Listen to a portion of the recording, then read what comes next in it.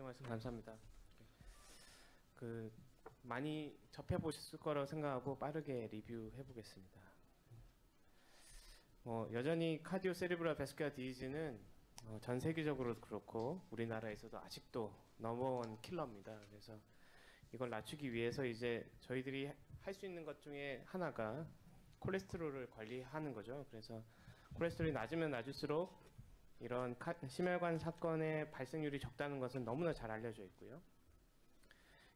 스타틴이 나오면서 이런 거에 저희가 이제 낮출 수가 있고, 그럼으로써 환자분들을 살릴 수가 있는 시대가 됐습니다. 그리고 이제 그동안 많은 연구들을 통해서 콜레스테롤을 점점 낮추면 낮출수록 점점 좋다는 것을 이렇게 알게 되어서 이제는 거의 이제 거의 제로에 접근하고 있습니다. 2018년에서 이제 미국의 가이드라인이 나왔습니다. 저번 가이드라인이 2013년이었는데요. 2013년은 이 표 하나로 정리가 됩니다. 그래서 이제 크게 세컨더리 그리고 프라이머리로 나눌 수가 있는데, 세컨더리는 그냥 이전에 병이 있었다 그러면은 이렇게 고공도 스타틴 이렇게 갔고요. 그 다음에 프라이머리를 넘어오면은 뭐 LDL 콜레스테롤 당뇨가 있느냐, 그 다음에 리스크 계산해서 약을 주자 이렇게 돼 있었는데, 이번에는 좀 많이 복잡해져 버렸습니다. 그래서 이제 세컨더리 프리벤션, 이전에 병이 있었던 사람들도 여기서 이제 베리 하이 리스크라는 걸 또 새로 만들어 가지고, 베리 하이 리스크를 만든 이유는 타겟이 달라진 건 아닙니다. 타겟은 이제 70은 그대로인데 70을 정말 열심히 낮추자라는 의미로 이제 베리 하이 리스크라는 사람들을 만들어서 얘기를 했고, 정말 열심히 낮추는 방법은 스타틴뿐만 아니라 에제티마이브나 PCSK9 인히비터까지 사용을 하자라고 얘기를 하기 위해서 그랬고요. 이제 결론적으로는 이제 이런 베리 하이 리스크는 그런 PCSK9 인히비터가 이제 하나에 30만 원인데, 이게 한 달에 2바이를 맞을 정도로 가치가 있는 사람들을 따로 선별을 하자 이런 의미가 되겠고, 그런 분들은 멀티플하게 이제 그런 사건이 있었던 분이죠. 뭐 이렇게 PCI를 여러 번 받았거나 페리페럴 아테리 디지가 같이 있거나, 아니면은 이런 하이 리스크 컨디션들이 같이 있는 분들은 베리 하이 리스크로 나눠서 열심히 낮추자라고 얘기를 하고 있고요. 그런 이유는 이른바 하이 리스크 환자만 모아서 연구를 했던 임프루비 트라이얼, 그러니까 에제티마이브를 이제 시장에서 쓸 수 있도록 해준 이 연구에서 보면, 이런 리스크 팩터들이 하나씩 있으면 있을수록 점점점 이제 같은 진단명을 가지고 있는 환자들이라도 카디오베스큘러 이벤트가 많이 생기고, 이런 환자들에서 에제티마이브를 써서 더 많이 낮췄더니 더 효과가 이제 확실히 나타나더라, 이런 게 있었기 때문에 저런 배경이 생겨서 더 낮추자라고 얘기를 한다고 생각하시면 되겠습니다.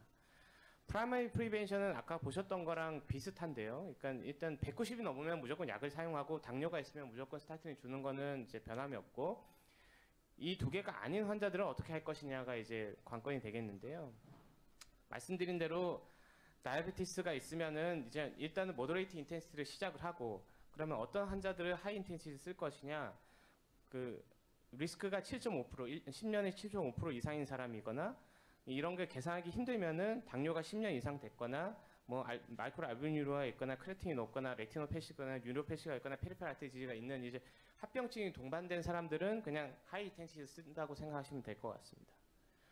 그러면 이도저도 아닌 사람들은 이제 프라이머리 프리벤션 단계를 굉장히 복잡하게 만들어서, 선생님들이 이제 또 받아들이기 좀 어려운데요. 이제 간단하게 CPR로 생각하시면 되는데, 계산하고 퍼스널라이즈하고 리클래시파이를 한다. 그러니까 이제 약을 어떤 사람들을 골라서 쓸지를 이제 감별을 해낸다고 생각하시면 되는데, 계산은 뭘로 하느냐? 계산은 이제 이런 여러 가지 환자 정보를 집어넣으면은 리스크가 나오는 겁니다. 근데 이제 이런 거를 저도 그렇고 선생님도 그렇고 이제 환자를 볼 때마다 계산하기는 어렵다고 저는 생각을 하는데, 그래서 이제 대충 이제 감을 좀 잡으시라고 몇 가지 케이스를 만들어 봤는데, 40세 남자의 130에 80에 LDL이 130 정도 되는데 담배를 피신다. 그럼 10년 동안 6.3% 이렇게 생각하시면 되겠고요. 65세 여자분이 150에 80에 LDL 120에 그러면 한 8.4% 된다. 그러면 이제 이제 7.5%가 넘으면은 약을 쓴다고 생각하시면 되거든요. 그래서 이제 몇 번 눌러 보시면은 이제 좀 감이 생기실 거라고 생각하고요. 그 다음에 퍼스널라이즈는 이제 그동안은 이제 여러 연구들을 통해서 이런 것들이 있으면은 이제 심혈관 사건이 많이 생긴다는 것들을 다 총망라해서 이런 것들을 쭉 나열해 놓고 이런 게 있으면은 잘 생각해 보시고 약을 쓰세요. 이런 의미로 이제 던져주기만 했습니다. 이제 좀 시간이 더 지나면은 이런 것들을 어떻게 또 구체적으로 사용할지 얘기할 것 같은데요. 들어보시면 다 아실 만한 내용이고요. 프리머처하게 이제 조기에 생겼다든지, 뭐 콜레스테롤이 엄청 높다든지, 메타볼릭 신드롬, CKD, 뭐 다른 RA나 뭐 다른 병이 같이 동반됐다든지, 뭐 HSCRP 그동안 나왔던 여러 가지 얘기를 주면서 잘 하라고 하는데 그 레이스는 우리나라 사람들이나 재패니즈는 로우 리스크 레이스로 돼 있어서 또 그런 면이 또 있습니다. 그다음에 리클래시피케이션은 이제 아까 보셨던 것처럼 이제 너무 많은 그 정보를 주면은 어차피 사용하기도 어려운데 그럼 이 환자를 어떻게 해야 될지 모르겠으면은 이거를 한번 하나로만 판단해 보라고 제시한 게 코로나리 칼슘 스코어입니다. 그래서 코로나리 칼슘 스코어는 이제 제시된 지 한 20년이 돼 가는데 이제 드디어 가이드라인에 들어왔고요. 이렇게 CT를 한번 찍으시면은 코로나리 아트리가 이제 대동맥에서 이렇게 나오는데 여기에 따라서 이렇게 하얗게 보이는 이게 이제 코로나리 칼슘이라고 생각하시면 되겠습니다. 이게 이제 얼마나 있느냐에 따라서 심혈관 사건의 발생률이 달라지는데 이게 하나도 없는 사람과 꽉 차 있는 사람들은 엄청나게 차이가 이렇게 있다는 것을 아실 수가 있고 이거를 이제 끌고 들어오게 연구가 이제 메사라는 연구인데 이런 메사 연구가 우리가 그동안 알고 있는 전통적인 리스크 팩터를 사용한 프리미엄 리스크 스코어에 더 했을 때 칼슘 스코어링이 가장 효과적으로 환자를 잘 선별해낸다 이런 의미를 이제 보여줬기 때문에 이게 유일하게 들어왔고요. 실제로 이 환자가 계산상으로는 10이어 리스크가 이제 7.5% 이상이라고 하더라도 코로나리 칼슘 스코어가 제로면은 10년 동안 리스크가 2.5%밖에 안 되기 때문에 약을 쓸 필요가 없다는 것이죠. 그래서 코로나리 칼슘 스코어가 제로면은 약을 쓰지 말자라고 얘기를 하고 있습니다. 대신 코로나리 칼슘 스코어가 제로면 약을 안 쓰지만 담배를 피거나 당뇨가 있으면 제외입니다. 근데 이 두 개가 없으면은 코로나리 칼슘 스코어가 제로면은 10년 동안 발생할 확률이 2.5%다. 이 생각하시면 되고요. 저는 실제로 환자분들한테 10년 동안 걱정하지 말라고 말씀을 드리고 있습니다. 그래서 리클래시피케이션은 이제 코로나리 칼슘 스코어에 따라서 하고요. 제로인 거를 찾아낸 게 의미가 있다고 저는 생각을 합니다. 그래서 코로나리 칼슘 스코어는 로우 리스크인 경우에는 그냥 제너럴 리스크가 면은 라이프스타일 모디피케이션만 하고 스코어링도 할 필요 없고 버더라인 리스크면은 이제 환자 아까 말씀드렸던 여러 가지 배경을 보고 그래도 헷갈리시면 코로나리 칼슘 스코어를 해보고 인터미디에이트 리스크도 마찬가지고요.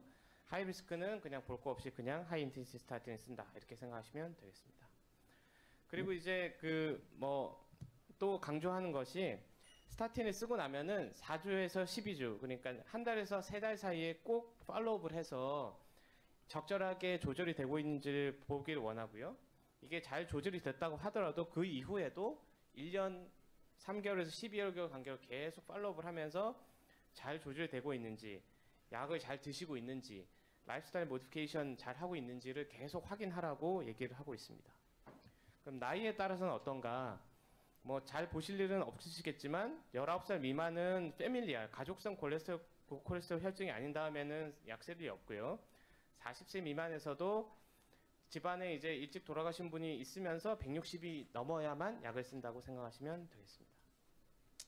75세 이상은 데이터가 전혀 없습니다. 그래서 약을 안 써도 된다고 하시는 분들도 있는데 일단은 리스크가 있다고 생각이 되면은 약을 쓰지만은 그렇게 강하게 권유를 하고 있지는 않습니다. 2019년에 또 그랬더니 유럽에서도 또 고지혈증 가이드라인이 나왔는데 많이 내용이 겹치고 차이점이 있는 부분만 선별해서 말씀을 좀 드리면 리스크 스트래티피케이션 할 때 이제 약이 얼마나 LDL 콜레스테롤이 떨어질지가 중요하고요. 그러니까 하이 인텐시티 50으로 기준해서 여기다 붙으면은 65, 75, 85 이렇게 올라간다고 생각을 하시면 되겠습니다. 여기서도 똑같습니다. 클리니컬 이빌레이션, 리스크 스코어, 그다음에 리스크 모디파이어를 사용을 해서 약을 개인화해서 각각 다르게 주자라고 점점 얘기를 하고 있고요. 그래서 알아야 될 게 점점 많아지고 있는데 여기서 제시하는 very high risk는 이미 병이 있거나 이미징상에서 코로나의 플락이 보이거나 다른 플락이 보이거나 카로티드 소노에서 플락이 보이거나 아니면은 아까 말씀드렸다시피 당뇨에서 타겟오간 데미지가 있거나 리스크 팩터가 많이 있으면서 당뇨가 있거나 CKD거나 패밀리얼이 있거나 아까 계산한 것처럼 거기서 10%가 넘게 되면 베리 하이 리스크다. 이렇게 생각하시면 되겠습니다. 그래서 이제 리스크를 나눠서 하이 리스크가 아닌 다음에는 약을 써야 되는 게 이제 190 이상만 약을 쓰고요. 나머지는 다 모더레이트 로우 리스크는 약을 쓰지 말자고 얘기를 하고 있는데 이걸 이제 리스크가 얼마인지 계산을 하려면은 이제 이 표를 보고 이제 맞춰서 가는 겁니다. 그래서 이제 저도 이제 이런 강의 준비를 할 일이 아니면 절대 맞춰보지는 않을 것 같은데 유럽에서 이제 하이 리스크 리전과 로우 리스크 리전 이게 못 사는 나라 잘 사는 나라입니다. 쉽게 말하면. 그래서 이게 우리가 잘 아는 여행 가고 싶은 나라들은 다 로우 리스크인데 로우 리스크 리전 우리나라도 계산을 해보니까 로우 리스크 리전이고요. 이런 표를 사용해서 생각을 하시면 되는데 왜냐하면 이게 우리나라 데이터를 보면은 프리미엄 리스크 스코어를 비교해 보면 우리나라 리스크가 훨씬 더 낮습니다. 그래서 저희는 저 로우 리스크 유러피안 가이드라인을 사용하시면 되는데 아까 보셨던 그 환자들 똑같이 저기에 적용을 해보면은 리스크가 0, 뭐 2, 1, 3, 4 이렇거든요. 그래서 이제 미국 사람들하고 우리 사는 사람들하고 다르다는 걸 생각을 해봐도 이 정도가 저는 맞다고 생각을 하고 있습니다. 어쨌든 요걸 생각을 하시고 이제 약을 쓰시는데 여기서도 리스크 모디파이어라는 걸 이제 제시를 했고요. 계산만으로는 되지 않는다. 그래서 리스크 모디파이어라는 거는 어떤 걸 생각하느냐? 아까 말씀했던 하이 리스크 팩터 말고 뭐 어디서 플락이 있거나 칼슘 스코어가 100 이상이거나 LP 리트레이가 굉장히 높으면 그냥 하이 리스크로 생각하고 약을 쓰세요라고 키 메시지로 던지고 있고요. 그래서 그러면 뭐가 많이 높은 거냐? 아포비가 높거나 LP 리트레이가 180 이상이면은 높다고 하는데 그래서 아포비는 어떤 사람이냐면 저희도 그렇지만 코로나에 스텐트 넣었는데 LDL 콜레스테롤 재보면 40, 50인 사람이 있거든요. 그런 사람들 약 쓸 필요가 없는 게 아니라 ApoB를 재보고 ApoB가 높으면은 65, 80, 100을 타겟으로 해서 스타틴을 쓰자 이런 의미로 제시를 하고 있습니다. 그리고 다른 리커멘데이션으로는 어디서든지 이제 동맥경화가 있는 플락이 있는 걸 발견한다든지 미국과 마찬가지로 칼슘 스코어가 높은 사람들은 하이 리스크로 생각을 하자고 얘기를 하고 있습니다. 그래서 아까 말씀드렸다시피 로우 모더레이트 리스크에 이걸 적용을 하는데요. 뭐 동맥경화에 대해서는 잘 아실 거라 생각하고 여러 가지 방법을 통해서 동맥경화반을 찾아낼 수 있습니다. 선생님들께서 가장 접근하기 쉬운 건 아마 이제 경동맥 초음파라고 생각하는데 경동맥 초음파가 나쁘면 실제로 문제가 있느냐? 예, 그렇습니다. 그래서 이 가이드라인에서 인용하고 있는 두 가지 스터디를 보시면은 코로나리에서 카로티드에서 플락이 발견이 되면은 퓨처 MI 프리딕션이 굉장히 높다 이렇게 얘기를 하고 있고요. 여기 이제 제게 실린 거 다른 스터디를 보시면은 카로티드 전체의 플락 버든을 이제 계산을 해서 그림을 다 그려서 전체 플락 버든을 계산해서 그려봤더니 전체 플락 버든이 높은 환자들이 심혈관 사건 발생률이 높더라. 이 두 가지 스터디를 가지고 인용을 하면서 그 경동맥 초음파를 하라 해서 여기서 플락이 발견되면 약을 써도 된다고 얘기를 하고 있으니까 선생님들께서도 적용하셔도 괜찮을 것 같고요. 마찬가지로 칼슘 스코어가 제로면은 스타틴이 필요 없다고 강조를 하고 있습니다. 그러면 이제 이렇게 리스크를 스트래티피케이션이 되고 약을 쓴다면은 똑같습니다. 스타틴 쓰고 안 되면은 에제티마이브 쓰고 그래도 고래 도달을 못하면 PCSK9 이니비터를 쓰자라는 건 똑같고요. 유럽은 좀 더 타이트한 가이드라인을 제시했습니다. 아까 전에 이제 190 미만에서는 약 쓰지 말자고 해놓고 약을 쓰기 시작하면은 타이트합니다. 로우도 116, 모더레이트는 100, 하이 리스크는 70, 베리 하이는 55까지 낮추자고 얘기를 하고 있고요. 예. 우리나라에서도 그럼 이런 칼슘 스코어가 적용되느냐? 맞습니다. 똑같이 우리나라 데이터를 보시더라도 다른 대학에서 연구한 데이터를 보시면 칼슘 스코어가 높으면 높을수록 우리나라에서도 애뉴얼 모탈리티가 높고요. 심혈관 사건의 발생률이 확실히 차이가 나는 걸 봐서는 우리나라에서도 칼슘 스코어링을 적용해서 약을 쓰는 게 가능할 거라고 저는 생각을 합니다. 치료는 똑같습니다. 아까 말씀드린 대로 세 가지 약제를 혼합해서 쓸 것을 생각을 하고 있고요. 다들 아시다시피 하이퍼트리글리세라이드는 스타틴이 퍼스트 초이스입니다. 그리고 여기서 모니터링 하는 것도 마찬가지입니다. 꼭 약을 시작하면은 나중에 꼭 팔로우업을 할 것을 얘기를 하고 있고요. 그럼 얼마나 자주 해야 되느냐? 시작하고 나서 8주, 그 다음에 맞춰질 때까지 8주, 2달 간격으로 계속 팔로우업을 하면서 맞춰질 때까지 약을 쓰라고 돼 있고요. 맞춰지면 애뉴얼리 하라고 유럽에서는 권유하고 있고요. 그리고 나서 이제 스타틴 쓰고 나서 이제 잊지 말아야 될 것이 이제 리버 엔자임이 상승하는 건데, 그래서 약을 쓰기 전에 꼭 리버 엔자임을 체크를 할 것을 얘기를 하고 있고요. 그다음에 그러면 약을 쓰고 나서 팔로우업을 했더니 8주, 12주 내에 팔로우업을 했더니 올랐으면 어떻게 되냐? 어플로말 리미트의 3배 이하면은 그냥 그대로 가고요. 그다음에 나중에 그냥 팔로우업을 해보고 3배 이상이면 일단 약을 끊고 팔로우업을 해보고 떨어지는지 확인을 하고 조심스럽게 새로 시작을 해보자, 이렇게 얘기를 하고 있습니다.